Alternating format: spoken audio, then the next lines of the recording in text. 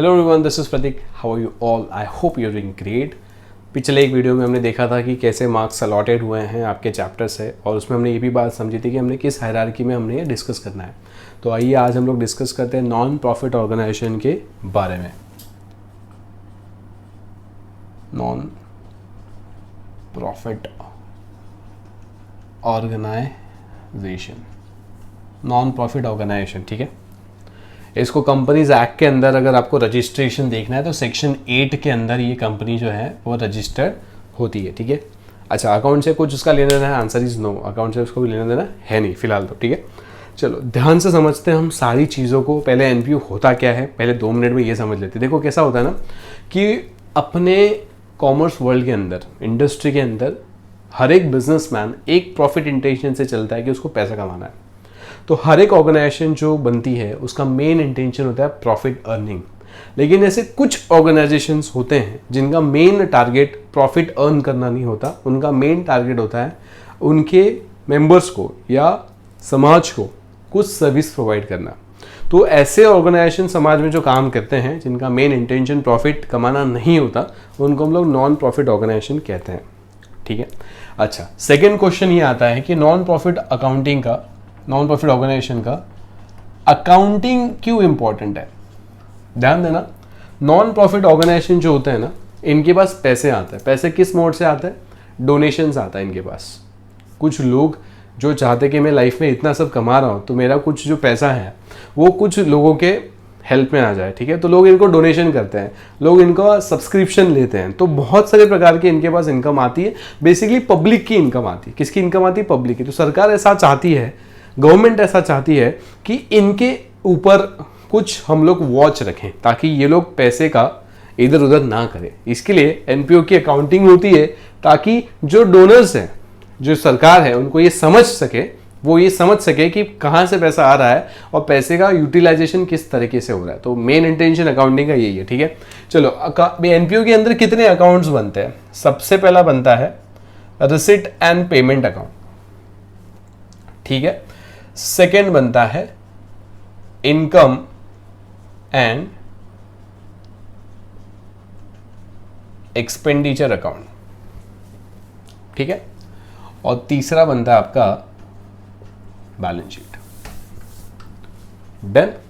चलो हम लोग एक एक अकाउंट के बारे में डिस्कस करते हैं कि क्या होता है ये चीजें। तो जैसे आपको ये समझेगा ना, वैसे ही इसके अंदर करना क्या है ये आपको प्रॉपर्ली समझ जाएगा, ठीक है। मतलब इसका जो फीचर होता है वो क्या है वो समझ लो पहले।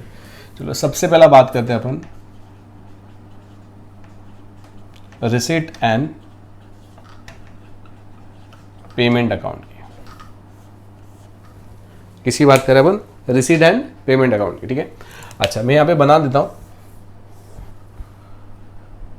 लेफ्ट हैंड साइड में हम लोग क्या लिखेंगे? रिसिप्ट।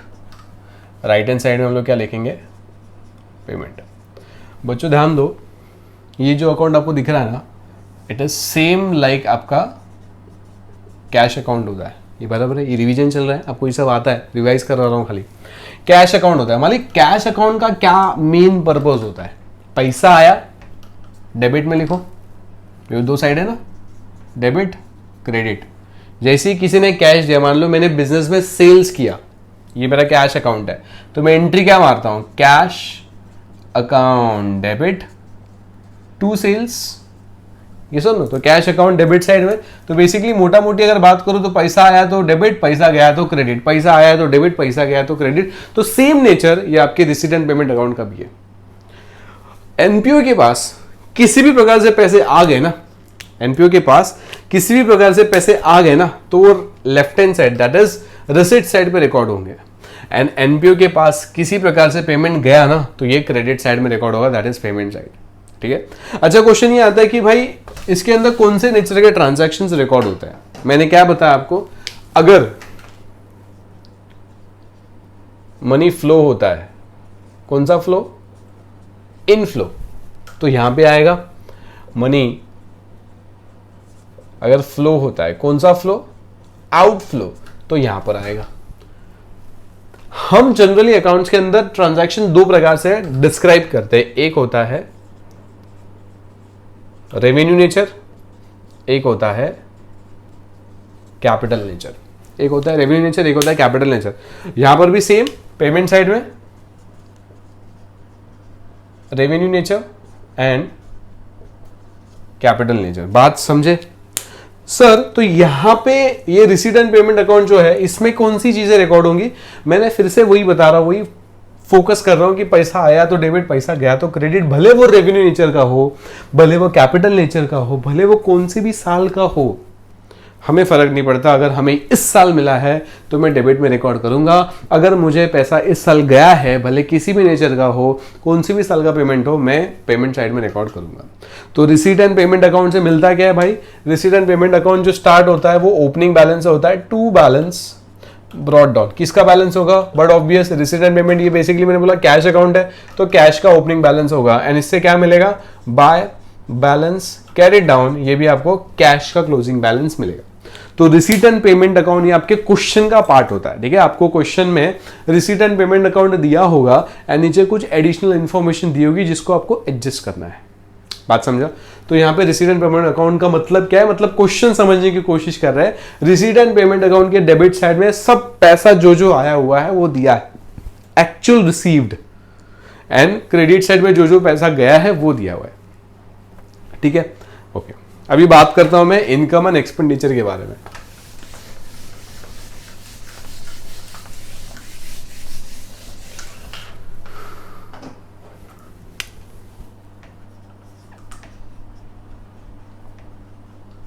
इनकम एंड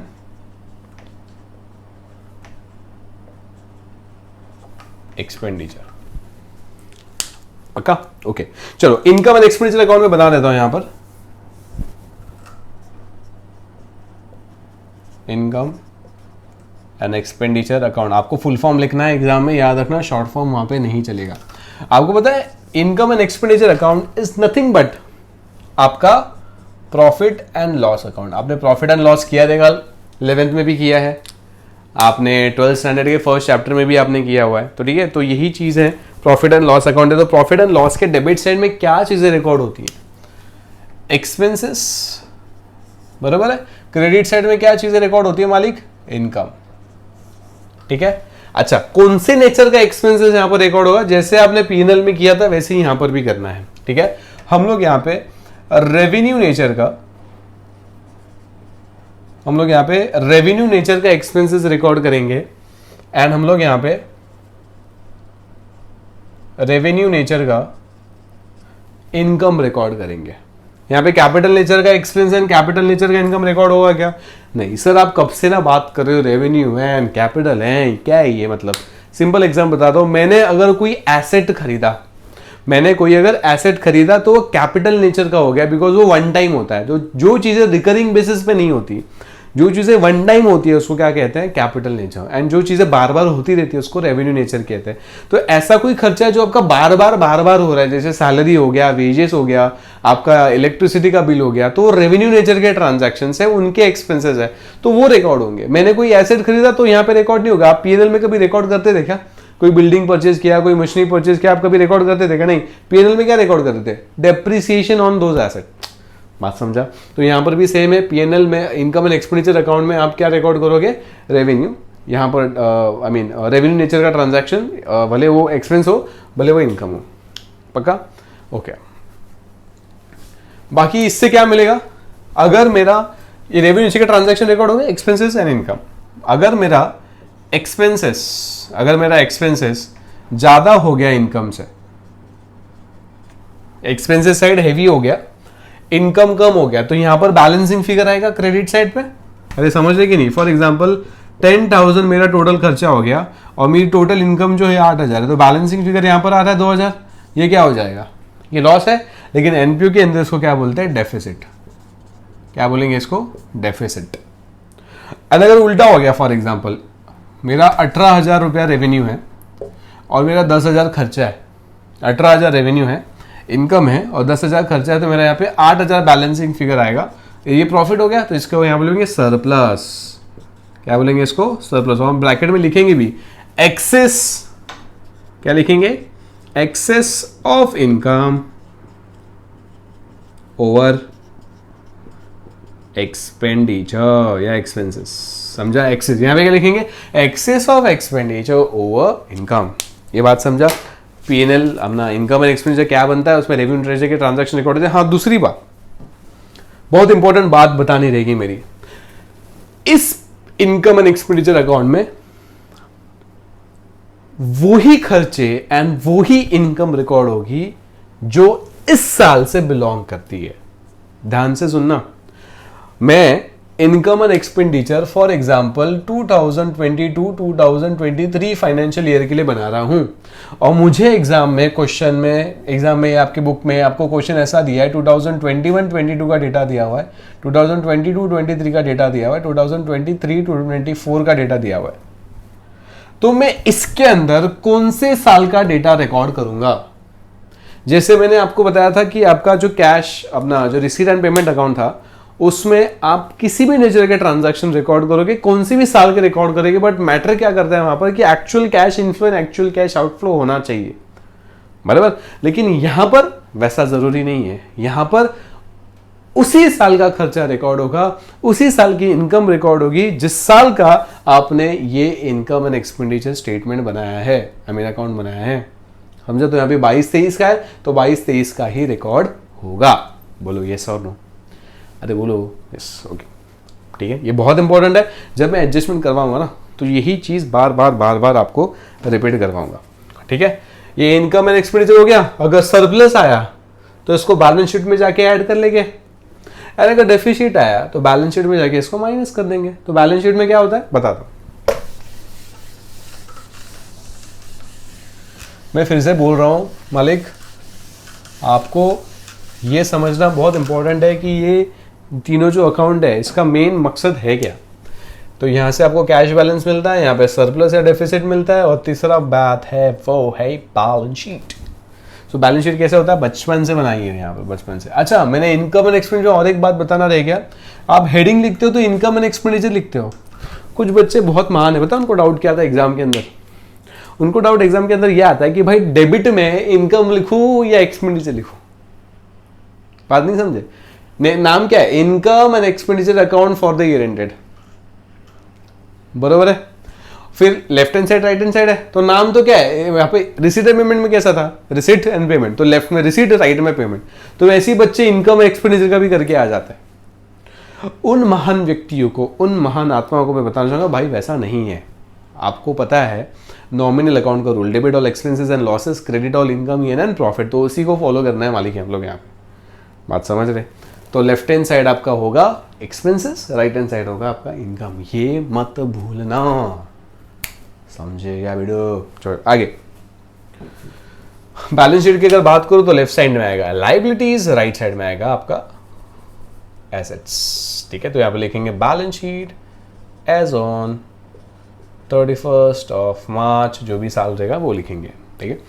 अभी मैं ये बात कर रहा था कि जो एनपीओ होता है, तो एनपीओ का जो फाउंडेशन बनता है, एनपीओ जो स्टार्ट होता है वो कैसे बनता है, बिकॉज यहाँ पे तो कोई सोल प्रोप्राइटर है नहीं, यहाँ पे तो कोई पार्टनर्स है नहीं, ताकि ये पार्टनर्स अपने घर से पैसा लाए और कैपिटल कंट्रीब्यूट करे, ऐसा तो कुछ है क्या, नहीं।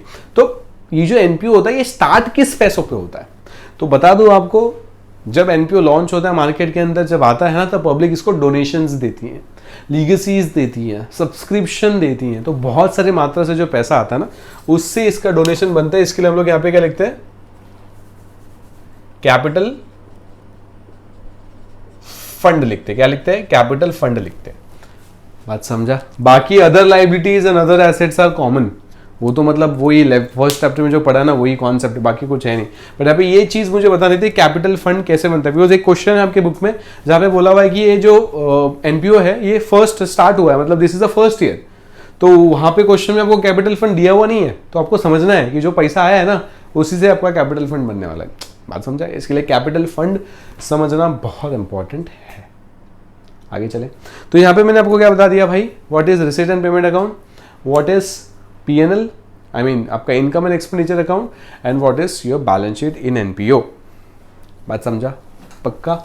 चलो देखो उसके अंदर क्या आता है क्या नहीं आता है वो सारा डिटेल वीडियो में देखने वाली बात है, अपने पास उतना टाइम है नहीं, हमें शॉर्ट में सारी बातें समझनी है और एग्जाम में रिप्रेजेंट करना है, ठीक है, इसके लिए पूरा डिटेल में नहीं जा सकता मालिक, आपको यहाँ पे थोड़ा समझना पड़ेगा कि क्या इंपॉर्टेंट है।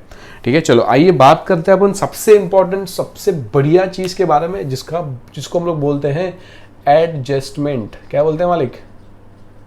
एडजस्टमेंट्स। एनपीओ के अंदर ना यही चीज बहुत इंपॉर्टेंट है, एडजस्टमेंट्स। एडजस्टमेंट कैसे करनी है ये एडजस्टमेंट्स। ठीक है, मैं फिर से एक बार आपको बोल रहा हूँ, एनपीओ को अगर आपके फिंगर पे बैठाना है ना, आपको बहुत अच्छे से अगर एनपीओ आना है ना, तो ये बहुत इंपॉर्टेंट है समझना कि क्वेश्चन क्या कह रहा है। क्वेश्चन में फिर से बता दूं, आपको रिसीट एंड पेमेंट दिया होगा, आपको एडजस्टमेंट दी होगी, एंड आपको उसमें से आंसर करना है। ठीक है, रिसीट एंड पेमेंट में क्या होगा? जितना पैसा आया उतना डेबिट किया होगा, जितना पैसा गया उतना क्रेडिट किया होगा। एडजस्टमेंट में कुछ ट्रांजैक्शन दिए होंगे। तो सबसे पहले ट्रांजैक्शन करते हैं अपन आउटस्टैंडिंग एक्सपेंसेस का। एक एक ट्रांजैक्शन डिस्कस करेंगे। आउटस्टैंडिंग एक्सपेंसेस का, ठीक है, क्या ट्रीटमेंट होता है? आउटस्टैंडिंग मतलब पैसा देना बाकी है, कौन से साल का बाकी है? ध्यान से सुनना मालिक, आउटस्टैंडिंग एक्सपेंसेस हो सकता है प्रीवियस ईयर का हो, है कि नहीं? आउटस्टैंडिंग एक्सपेंसेस हो सकता है करंट ईयर का हो, आउटस्टैंडिंग एक्सपेंसेस हो सकता है, सर इधर आओ, कुछ बच्चे बोल रहे इधर आओ सर, इधर आओ सर, इधर आओ। मैंने कहा बोल, प्रीवियस ईयर आउटस्टैंडिंग ठीक है, करंट ईयर आउटस्टैंडिंग भी ठीक है भाई, व्हाट इज नेक्स्ट ईयर का आउटस्टैंडिंग? भाई नेक्स्ट ईयर का आउटस्टैंडिंग क्या होता है? अगले साल का आउटस्टैंडिंग। अरे ऐसे कैसे पॉसिबल है? वो तो अगले साल जाके आउटस्टैंडिंग बनेगा ना। Answer is right. तो याद रखना, आउटस्टैंडिंग एक्सपेंसेस से प्रीवियस ईयर के या करंट ईयर के होंगे। वेरी गुड क्वेश्चन बच्चों। सुना भैया, सुन। तो मैं इसका अकाउंटिंग ट्रीटमेंट करना है आपको। एडजस्टमेंट में ना दो खर्चे दिए हुए हैं, previous year and current year. हमें कौन सा रिकॉर्ड करना है? हमें करंट ईयर का रिकॉर्ड करना है। बट ऑब्वियस ना, पिछले साल के डेटा से क्या ही मतलब हमारा, बरोबर? अभी ध्यान से सुनना, दो क्वेश्चन का फॉर्मेटिंग बनाता हूं मैं, दोनों क्वेश्चन में क्या फर्क आएगा आउटस्टैंडिंग एक्सपेंसेस के केस में। ध्यान से सुनना, जो सिनेरियो नंबर ए है इसमें क्या दिया होगा, ध्यान से सुनना। आपको रिसीट एंड पेमेंट अकाउंट में दिया होगा, पेमेंट साइड में, रिसीट एंड पेमेंट अकाउंट में पेमेंट साइड में दिया होगा कि मैंने 1 लाख रुपया पैसा पे किया कुछ एक्सपेंसेस के लिए, XYZ एक्सपेंसेस के लिए मैंने 1 लाख रुपया खर्चा किया। ध्यान से समझना, ठीक है। फिर आपको एडिशनल इंफॉर्मेशन में दिया होगा, एडिशनल इंफॉर्मेशन में दिया होगा कि प्रीवियस ईयर का, पिछले साल का 30,000 पेमेंट बाकी था, ठीक है, एंड करंट ईयर का 20,000 पेमेंट बाकी है। This is outstanding information is given of previous year and current year. इसका मतलब क्या हुआ कि मैंने एक्चुअल में कितना पैसा पे किया? 1 लाख रुपया। ध्यान से सुनना बच्चों, मेरे जेब से कितना गया? 1 लाख, जिसमें से बट ऑब्वियस है पिछले साल का आउटस्टैंडिंग मैंने पे किया होगा। तो मुझे करंट ईयर की अमाउंट अगर निकालनी है, करंट ईयर की अमाउंट अगर निकालनी है तो मैं क्या करूंगा? पिछले साल का जो आउटस्टैंडिंग है उसमें से क्या कर दूंगा? माइनस कर दूंगा। तो मुझे समझेगा कि अरे करंट ईयर का कितना पेमेंट करना था? 70,000 करना था। मैंने 1 लाख रुपए जो पे किया ना, 1 लाख रुपए जो पे किया ना, वो तो टोटल अमाउंट पे किया है। बिकॉज अमाउंट कहां से मिली है? Receipt and payment. And receipt and payment में क्या चीज आती है? Actual payment outflow. भले वो कौन से साल का है वो मैटर नहीं करता, इसलिए मैंने स्टार्टिंग में आपको रिसीट एंड पेमेंट अकाउंट को एक्सप्लेन किया था। बात समझे क्या? तो यहां पर 1 लाख में से 30,000 माइनस करो तो मुझे समझेगा कि 70,000 करंट ईयर का पेमेंट है। बाद में क्वेश्चन आपको ये बोल रहा है करंट ईयर में 20,000 अभी भी बाकी है। मतलब कहने से ये 20,000 में अगर ऐड करूं तो मुझे मिलेगा 90,000। ये आपका करंट ईयर का एक्चुअल खर्चा है। 90,000 आपको करंट ईयर में पे करना था, लेकिन आपके पास पैसे नहीं थे तो आपने खाली 70,000 रुपया करंट ईयर में भरे, बाकी 20,000 को आउटस्टैंडिंग रखा। ठीक है, क्वेश्चन समझा? इसको प्रेजेंट कैसे करेंगे? प्रेजेंट कैसे करेंगे? ध्यान देना, रिसीट एंड पेमेंट अकाउंट आपका क्वेश्चन है, आपको आंसर में क्या लिखना है? Income and expenditure account. बराबर। और आपको बैलेंस शीट बनाना है, अरे यस और नो, अरे यस और नो, यस और नो, समझा? ओके। तो इनकम एंड एक्सपेंडिचर में क्या होगा, डेबिट साइड एक्सपेंडिचर है, तो यहाँ पे मैं लिखूंगा टू एक्सपेंसेस, जो भी एक्सपेंसेस है आपके, ठीक है। अच्छा, कितने क्वेश्चन में कितने दिए हुए, अच्छा आपको दिख नहीं रहा है, थोड़ा बड़ा निकालता हूं मैं। आप बोलेंगे सर क्या छोटा छोटा निकाल रहे हो, आपको बचपन से आदत है। इनकम एंड एक्सपेंडिचर अकाउंट, और ये मेरा बैलेंस शीट अभी दिख रहा है बच्चों, ठीक। तो ये डेबिट साइड है, मेरी क्रेडिट साइड, इधर भी लिखो डेबिट क्रेडिट, अबे नलायको ये बैलेंस शीट है भाई, बैलेंस शीट है, लायबिलिटी एंड एसेट, ठीक है। तो यहाँ पे मैं लिख रहा हूँ टू एक्सपेंसेस, XYZ एक्सपेंस है, कुछ भी एक्सपेंसेस होगा, ठीक है, कुछ भी, सबका ट्रीटमेंट सेम होगा। अंडरलाइन पेड, 1 लाख रुपए पे करा मैंने, माइनस मतलब less previous year, previous year का कितना था 30,000, तो कितना बचा 70,000। करंट ईयर का क्या करेंगे, ऐड करेंगे। अरे समझ रहे क्या बच्चे ने, इसको रट्टा मार के जाते हैं, मैं एकदम लॉजिकली आपको समझा रहा हूँ, ये ऐड क्यों हुआ, तो टोटल कितना हुआ यहाँ पर 70 + 20 दैट इज 90,000, समझा? ध्यान से सुनना। अभी ये मेरा आउटस्टैंडिंग है ना, आउटस्टैंडिंग एक्सपेंसेस है मालिक, आउटस्टैंडिंग एक्सपेंसेस कहने से दिस इज योर लाइबिलिटी। तो जितना आउटस्टैंडिंग एक्सपेंस है ना 20,000 का, तो यहाँ पे आ जाएगा आपका outstanding expenses current year that is 20,000। बोलो समझा? अरे यस और नो? ओके, मैं ना अभी एडजस्टमेंट आपको बता रहा हूँ, तो बाद में क्या करेंगे पता, नेक्स्ट सेशन में क्या करेंगे, एडजस्टमेंट खत्म हो गया ना इस वीडियो में, अगले वीडियो के अंदर हम एनपीओ के जितने सम्स है ना आपके बुक में, उसके एडजस्टमेंट फटाफट फटाफट फटाफट डिस्कस करेंगे, तो आपको समझिएगा कैसे करना है, ठीक है। चलो आगे, ये क्लियर है? अच्छा, अगर आपको क्वेश्चन में ये बोला हुआ है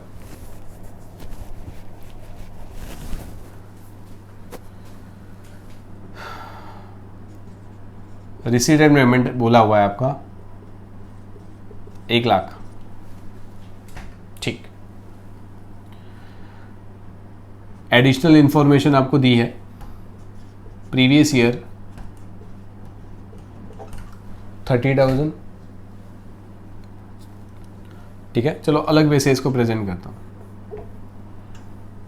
आपको रिसीट एंड पेमेंट में ना कैसे इंफॉर्मेशन दिया है वो बताता हूं मैं। रिसीट एंड पेमेंट में दिया है प्रीवियस ईयर का 30,000 पे किया, रिसीट एंड पेमेंट में बोला है, रिसीट एंड पेमेंट में टोटल अमाउंट नहीं दिया हुआ है, रिसीट एंड पेमेंट हम लोग को बाइफर्केशन करके ऑलरेडी दे दिया है। करंट ईयर का हमने 70,000 का पे किया है, ठीक है, और मान लो नेक्स्ट ईयर का भी हमने 20,000 रुपया पे किया है, ऐसा क्वेश्चन दिया है, रिसीट एंड पेमेंट अकाउंट की बात कर रहा हूं। और एडिशनल इंफॉर्मेशन में मैंने क्या बोला है कि करंट ईयर का 20,000 बाकी है या 40,000 बाकी है, करंट ईयर का 40,000 क्या है, आउटस्टैंडिंग है। तो ये दोनों में फर्क क्या है, यहां पर रिसीट एंड पेमेंट में आपको लमसम अमाउंट दे दी है, और यहां पर रिसीट एंड पेमेंट में अकाउंट में आपको 3 साल का अलग अलग डेटा दिया हुआ है। आपको ये समझना पड़ेगा कि previous year, current year, next year कौन सा है। वो कैसे समझेंगे, जिस साल का भी आप इनकम एंड एक्सपेंडिचर अकाउंट बना रहे हो ना, आपको क्वेश्चन में दिया रहेगा prepare income and expenditure account and balance sheet for the so and so year, तो वो आपकी करंट ईयर बन जाएगी, उसके पीछे की प्रीवियस ईयर, उसके आगे की नेक्स्ट ईयर, समझा? ओके। तो ये दोनों प्रकार के सम्स आपको देखने मिलेंगे, जहां पे आपको लमसम दिया है रिसीट एंड पेमेंट में, और बाइफर्केशन करके दिया हुआ है आपका income and receipt and payment account में, ठीक है। तो अभी इसका कैसे करेंगे, सिंपल है भाई, सिंपल है, फंडा एक ही दिमाग में रखने का, इनकम एंड एक्सपेंडिचर अकाउंट में वही खर्चे रिकॉर्ड होंगे जो उस साल के, मतलब कहना चाहिए this is my current year का इनकम एंड एक्सपेंडिचर अकाउंट, अरे यस और no, yes, debit and credit, correct, okay. आओ डिस्कस करते हैं। तो मुझे यहाँ पे क्या करना है, मुझे करंट ईयर का डेटा होला, अभी मुझे करंट ईयर का डेटा सीधा सीधा निकाल के दे दिया है ना, ऐसा है क्या यहाँ पर लमसम दिया है क्या, नहीं, सीधा सीधा डेटा निकाल के दिया है, तो मैं सीधा सीधा ले लूंगा ना, सिंपल है भाई। Two expenses underline current year 70,000, फिर बाद में एडजस्टमेंट बोला है 40,000 बाकी है अपना, सो ऐड आउटस्टैंडिंग 40,000, टोटल 1,10,000, बोलो समझा? और बैलेंस शीट में बैलेंस शीट में सिर्फ आउटस्टैंडिंग रिकॉर्ड हो जाएगा, आउटस्टैंडिंग एक्सपेंसेस लाइबिलिटी साइड में कितना 40,000। बोलो यस और नो? Yes sir. सही, इन दोनों का क्या, चलो इसका बात कर लेते पहले। अगले साल का एडवांस, इस साल में, ध्यान से सुनना, इस साल में मैंने अगले साल का एडवांस दे दिया। कहने से कोई खर्चा आप टाइम के पहले पे करते हो, कोई खर्चा आप टाइम से पहले पे करते हो तो वो आपका बन जाता है एसेट। मान लो आपने 12th स्टैंडर्ड की ट्यूशन ले रहे हैं, 12th स्टैंडर्ड 11th पास हो गए, 12th अभी 12th तो जाने दो, आगे पीछे का जाने दो, आगे की बात करते हैं। आपने सीए में एडमिशन ले लिया, ठीक है, और आप सीए की क्लासेस में चले गए। सीए की क्लासेस के सर ने बोला था 50,000 रुपये फी होगा पूरे साल का, CPT that is CA foundation का, ठीक है। आपने पहले दिन ही पूरे 50,000 पेमेंट कर लिया, तो आपको भी कोई क्लास से निकाल सकता है क्या? तूने फीस नहीं दिया इसके लिए? आपके लिए वो 50,000 एडवांस पेमेंट था, आपने एक्स्ट्रा पे कर दिया बिकॉज आपने अभी तक सर्विस ली नहीं, तो आपके लिए 50,000 क्या बन गया मालिक? एसेट बन गया, ठीक है। तो कोई भी चीज आप एडवांस में पे करते हो एसेट बनता है, कोई भी चीज आप एडवांस में लेते हो तो वो आपके लिए लाइबिलिटी बनता है, लाइबिलिटी, ठीक है। तो यहां पर मैंने ये लिख दिया आउटस्टैंडिंग एक्सपेंस, ये मेरा एडवांस है, मतलब प्रीपेड है, ये मेरा एसेट बन जाएगा, तो मैं यहाँ पे लिखूंगा प्रीपेड एक्सपेंसेस, कितना 20,000। मैं इसके बारे में क्या करूं? 30,000। ये क्वेश्चन था तो मैंने माइनस करके दिखा दिया बिकॉज वो इंक्लूड था ना 1 लाख के अंदर। ऐसे क्वेश्चन मुझे 30,000 से ना कोई लेना देना है नहीं। 30,000 थे आउटस्टैंडिंग, पे हो गए, बात खत्म, मुझे कोई लेना देना है नहीं। लेकिन याद रखना दोस्तों, अगर क्वेश्चन में थोड़ा सा ट्विस्ट आ जाता है, क्या ट्विस्ट आएगा? आपको ना एडिशनल इंफॉर्मेशन जो है ना, एडिशनल इंफॉर्मेशन वहां पे दिया रहेगा कि प्रीवियस ईयर आउटस्टैंडिंग, ध्यान से सुनना, प्रीवियस ईयर आउटस्टैंडिंग था आपका 40,000। मैं एक ही एग्जांपल में ना आपकी पूरे एग्जाम का ओवरव्यू दे रहा हूं आपको, अलग अलग प्रकार से सम बन सकते हैं। एक ही एडजस्टमेंट चल रहा है अभी अपना, आउटस्टैंडिंग एक्सपेंसेस। सोचिए देखो कितना डिटेल में जा रहा है, ऐसा लग नहीं रहा है कि रिवीजन वीडियो है। एंड तक देखना है वीडियो आपको, कसम है आपको एडजस्टमेंट की, ठीक है, ये तो बनेंगे नहीं एग्जाम में। सुनो, अगर क्वेश्चन में आपको बोला कि प्रीवियस ईयर का 40,000 था, मुझे एक बात बताओ कितना पे करना बाकी था? अरे बोलो, प्रीवियस ईयर में 40,000 आउटस्टैंडिंग था ना, आपने पे कितना किया? अरे बोलो ना यार, ऐसे तो नहीं चलेगा, कम ऑन एवरीवन। अरे वो रेड टी शर्ट, आपसे ही बात कर रहा हूँ। 40,000 आउटस्टैंडिंग था, आपने पे कितना किया? 30, तो बाकी 10 बचा है ना। सो 10,000 is still liability, 10,000 is still liability. तो लाइबिलिटी को हम लोग रिकॉर्ड करेंगे outstanding expenses of previous year 10,000। तो टोटल कितना रिकॉर्ड हो गया? 40 + 10, टोटल आउटस्टैंडिंग इज 50। बोलो, पूरा आउटस्टैंडिंग खत्म करवा दिया मैंने, इसमें से और कुछ बचा ही नहीं डाउट की इसमें से और क्या बन सकता है क्वेश्चन, समझा? अरे बोल वो समझा। चलो आगे एडजस्टमेंट पे चलते हैं, ठीक है सर।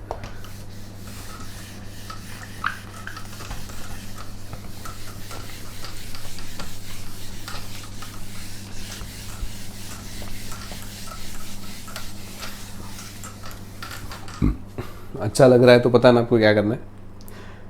अरे बोलो, अच्छा लग रहा है तो पता ना क्या करना है? अच्छा, सेकेंड, प्रीपेड एक्सपेंसेस। अच्छा, इसका क्या किया हमने? Income and expenses, debit, balance sheet, liability, बराबर। इसका क्या करेंगे? प्रीपेड है भाई, इनकम एंड एक्सपेंडिचर में तो आएगा ही आएगा। जैसे मैंने बोला ना, एडवांस पे करा है आपने, ये साल में अगले साल का एडवांस पे करा है। जैसे मान लो ये जो क्वेश्चन, ये साइड का जो क्वेश्चन बनाया था मैंने 1 लाख का, वहां पे भी ऐसा दे दिया क्वेश्चन में कि हमने अगले साल का भी पे कर दिया है, तो बड़ा ऑब्वियस है हमें नहीं लेना है, हमें एडवांस पेमेंट लेना ही नहीं है, तो हम लोग माइनस कर देंगे, ठीक है। सो प्रीपेड एक्सपेंसेस तो इनकम एंड एक्सपेंडिचर में जाके क्या हो जाएगा? माइनस हो जाएगा। कौन से साइड? डेबिट साइड, प्रीपेड है ना। और प्रीपेड एक्सपेंस हमारी क्या होती है? एसेट्स होती है, तो ये एसेट साइड में चला जाएगा। अरे ये sir, no, yes sir, very good बेटा। अच्छा, यहाँ पर क्या हो जाएगा? ये ऐड हो जाएगा, इनकम एंड एक्सपेंडिचर में ऐड हो जाएगा डेबिट साइड में। यहाँ पे इनकम एंड एक्सपेंडिचर में डेबिट में वही माइनस होगा, डेबिट डेबिट तो सेम होगा, खर्चा है, बट एडवांस रहेगा मतलब आउटस्टैंडिंग रहेगा तो ऐड करेंगे, प्रीपेड रहेगा तो माइनस करेंगे। प्रीपेड रहेगा तो एसेट बनेगा, आउटस्टैंडिंग रहेगा तो लायबिलिटी बनेगा। बोलो ये सर नो। अच्छा क्वेश्चन करूंगा ना तो मैं करवाऊंगा डिटेल में, कोई टेंशन इनकी बात है नहीं। ठीक है चलो, इसके बाद होता है आउटस्टैंडिंग इनकम। आउटस्टैंडिंग इनकम, अरे आना बाकी है ना, पैसा आना बाकी है, आउटस्टैंडिंग है, करंट ईयर का आउटस्टैंडिंग ऐड होगा तो इनकम एंड एक्सपेंडिचर साइड में ऐड करेंगे, क्रेडिट साइड में। इनकम है ना मालिक, क्रेडिट में ऐड होगी, एंड बैलेंस शीट में आपकी एसेट साइड जाएगी, बिकॉज आउटस्टैंडिंग इनकम है, आना बाकी है वो आपकी एसेट। ये सारे एडजस्टमेंट आपने पीएनएल अपना इसमें भी किया होगा, 12th स्टैंडर्ड में, फर्स्ट चैप्टर में, 11th स्टैंडर्ड में, लास्ट चैप्टर में आपने किया होगा ये सारी चीजें। ठीक है ओके। जैसे मैंने आउटस्टैंडिंग एक्सपेंसेस का प्रेजेंटेशन बताया ना, वैसे ही सबका प्रेजेंटेशन निकलेगा। ठीक है, तो हम लोग हर एक का इंडिविजुअल डिस्कस करने से बेटर है जो भी आपके टेस्ट महाराष्ट्र गवर्नमेंट के स्टेट बुक में जितने आपके क्वेश्चंस है ना, उसका हम लोग डिस्कशन कर लेंगे ताकि आपका जो भी है पूरा वो कवर हो जाए। Clear okay. आउटस्टैंडिंग इनकम हो गया इतना। आउटस्टैंडिंग इनकम के बाद आपका क्या आएगा, ओई, income received in advance.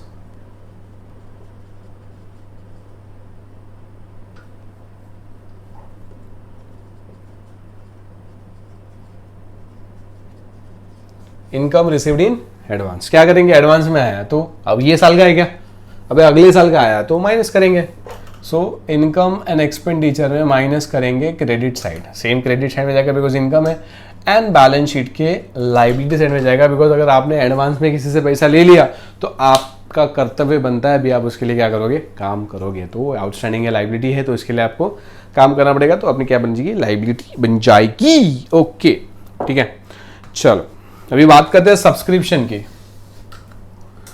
The most important adjustments of the NPO is subscription बच्चों।